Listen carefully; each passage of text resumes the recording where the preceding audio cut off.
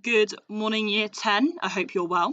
Welcome to Wednesday's lesson. Well done for making it halfway through the week, and well done for your excellent hard work so far.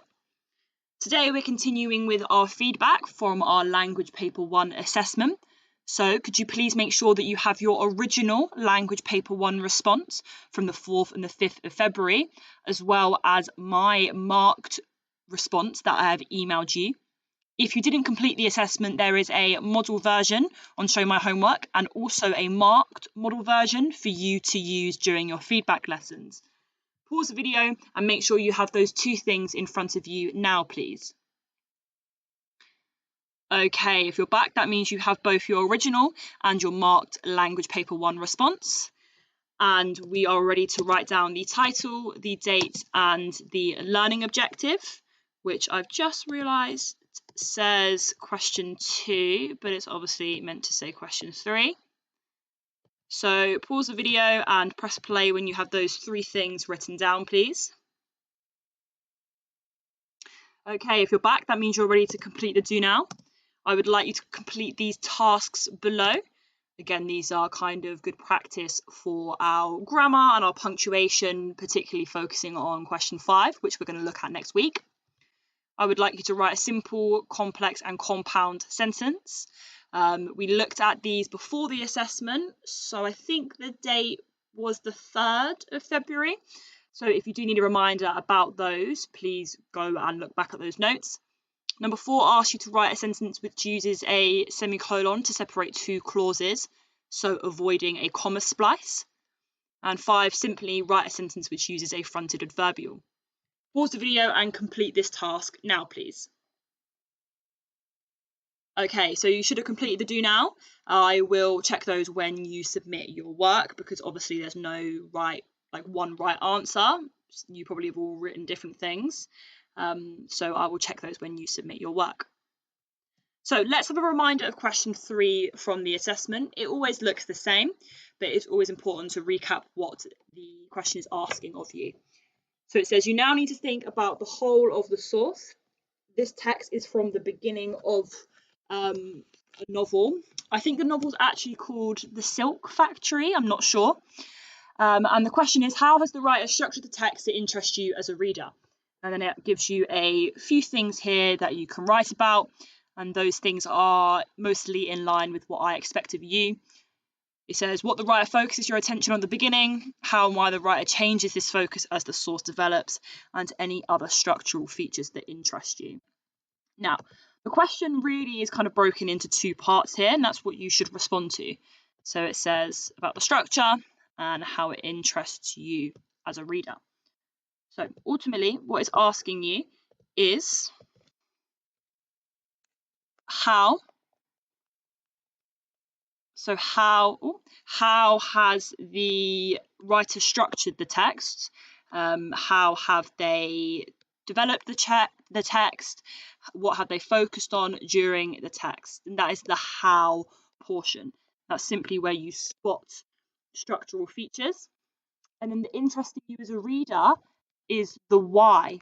Why has the writer structured the text in this way, and what do these structural features help you understand?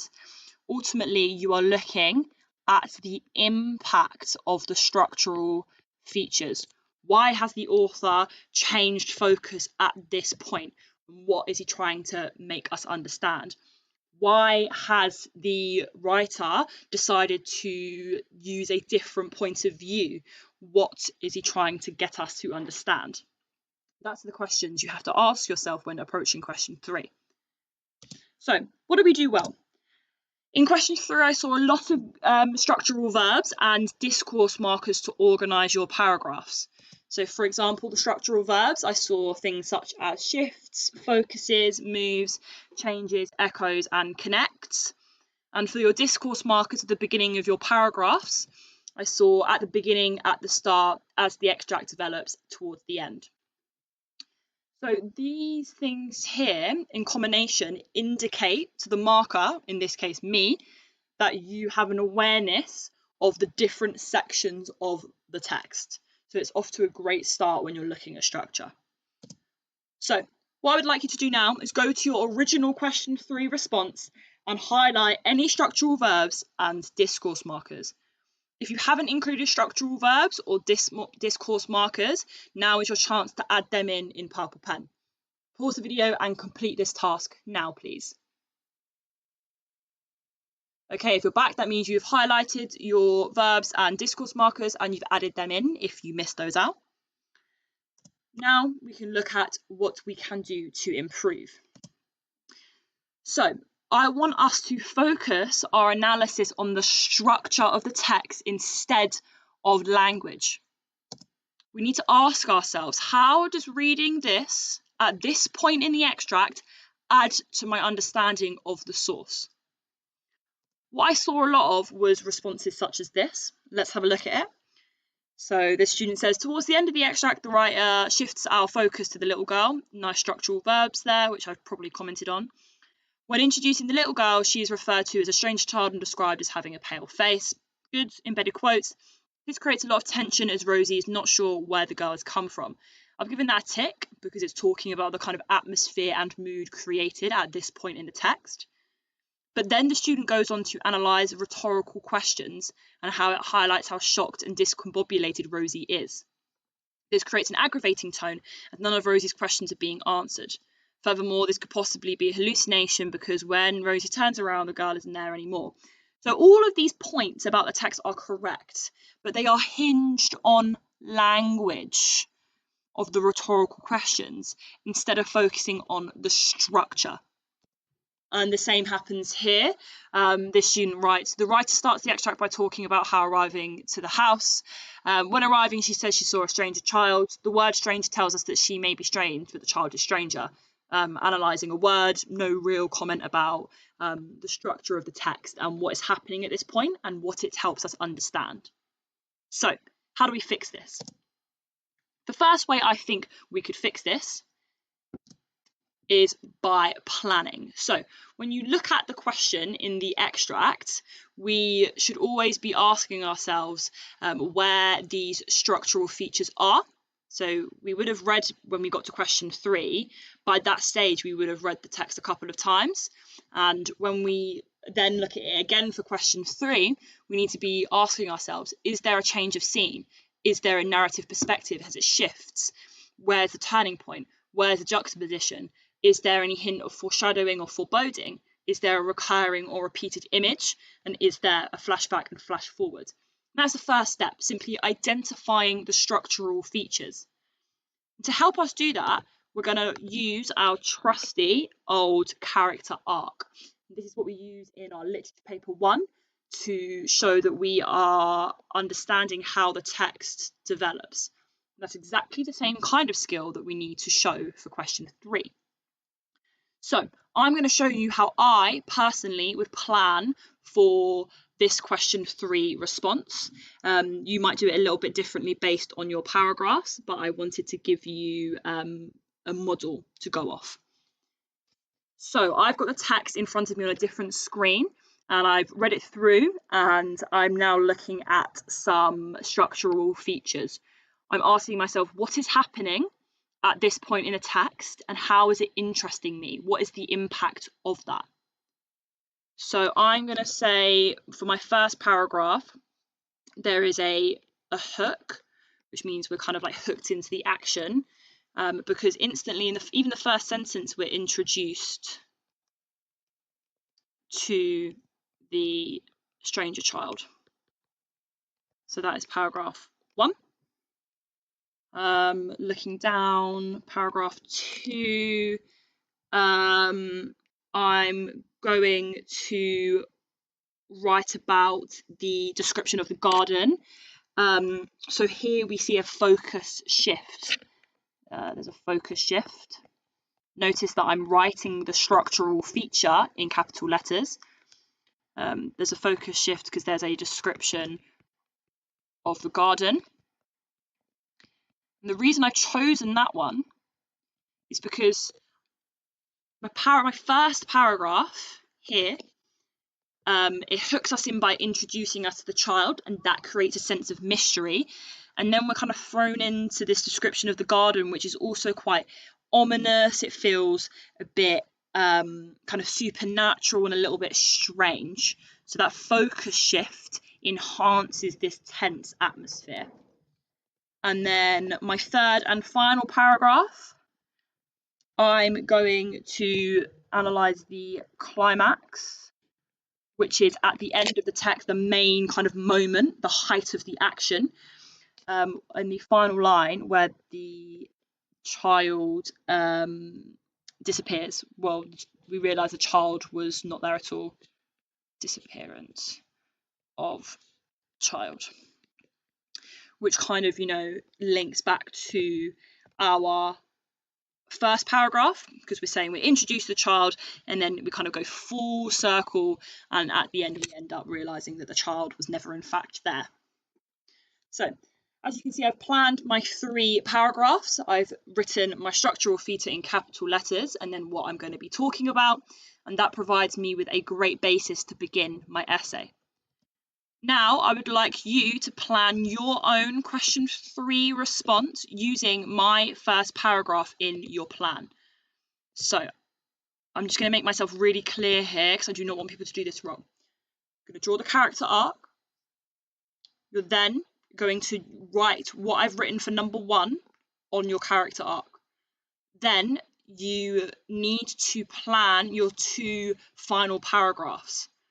You can use the ideas that you had in your original question 3 response that you wrote in the assessment, or you can revisit the extract and have a look and decide if you want to focus on something different. I don't mind which you choose, but all I need to see is a plan which uses my first paragraph. Pause the video and complete that task now, please. Okay, so you should have this character arc ready, and this structural arc ready, I should say, and at this point we would be ready to write. So back to our focus EBI of focusing our analysis on the structure of the text instead of language. What does that look like in action? So here is my my structure for question 3. It's not too dissimilar, but our focus is going to be on the explanation here, answering maybe some of these questions. What kind of mood or atmosphere does this moment create? What does it help us understand? And how does it help us understand what has happened before or what follows? So analysing the relationship between the sections. So I'm going to use my plan and the extract to write the first paragraph of this essay. And you are going to write along with me.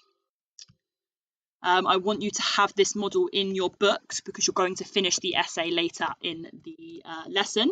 So could you please now make sure that you have your book open and you have your pen in your hand and you are ready to write along with me. I'm just going to close my emails in case anything pops up. All right, so I'm starting off with, at the start of the extract, I'm going to say that the writer introduces the stranger child in the first line to create an intriguing hook for the reader. So that didn't take me long because I know from my plan that that is what I'm writing. And also I've mentioned the reader. Remember, the question is always asking you, how does this interest the reader? So it's good that I've referenced that there, because I've said this is the structural feature, the hook, and this has impacted the reader because it's intriguing. So then I need to give quotes to support that idea. So I'm going to write, when the writer describes the sight of the stranger child, she states that it is on their first day. So again, using using my extract to help me with that quote. Okay, now this is where I analyse structure. I'm not going to write the word first tells me. I'm not going to write that because that's analysing language. I need to analyse the structure. And I'm going to use these questions. I'm just going to unhighlight this. I'm going to use these questions here to guide me. So, what kind of mood or atmosphere does this moment create within the extract? I'm going to say this creates a mysterious atmosphere because now I'm explaining how this first line, this intriguing hook and this evidence creates a mysterious atmosphere. I'm going to explain how I know that. And I'm going to say because there is I'd say like a sense of unfamiliarity and unknown kind of in relation to the setting and also the strange child. Notice how I haven't quoted any language here. Then I'm going to look at my questions again. What does it help us understand about the character in their situation? This helps us understand Rosie's, I would say like her confusion, because she kind of goes through the extract seeming a little bit kind of out of place and a little bit kind of out of touch with what's happening, and maybe that makes us question whether that's entirely based on the fact that there is a stranger child. So I'm going to write, this helps us understand Rosie's confusion later in the extract. And that phrase there, later in the extract, indicates to the marker that you are focusing on, shifts and changes, which is analysing the structure. And now I'm going to explain why I think that. And I'm going to say, because she questions the sight of the stranger child, and so, like, kind of in the same way, her own mental state. Okay. So that is my analysis of structure. Again, notice how in my explanation I've used no words, I haven't mentioned any devices, I've just used these questions to help me explore how does reading this, so the introduction of the stranger child, at this point, at the beginning of the text, add to my understanding of the source. That's where I've analysed the atmosphere and Rosie's confusion. So now it's your turn. I would like you to go to your question 3 response and use the structure to redraft your final 2 paragraphs for question 3. Obviously you've planned, you've got the one that I've just written and you've also written down, and now you're going to write your 2 final paragraphs using your plan. Remember to analyse structural features and continue to ask yourself, how does reading this at this point add to my understanding of the text? Why has the writer chosen to include this at this time? Pause the video and come back when you completed your question 3 response. Okay, if you're back, that means you are ready to submit. I would pause the video now as a reminder of how I would like you to submit your work. I would like to see a picture of any of your corrections or highlighting on your original question 3. And obviously I would like to see the redrafted essay. So those are 2 kind of parts of the submission. Pause the video, submit those tasks, and then you can X out of the video and continue on with your learning. I look forward to seeing your excellent redrafts in my inbox.